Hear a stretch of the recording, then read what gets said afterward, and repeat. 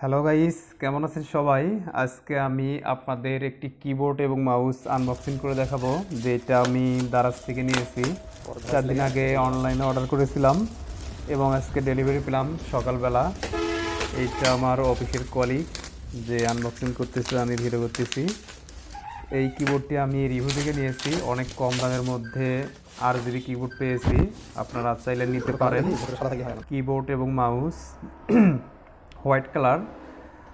তো white colour আমার favourite, যার কারণে আমি হোয়াইটটা অর্ডার করেছি। এইটা আমি আপনাদের দেখাচ্ছি।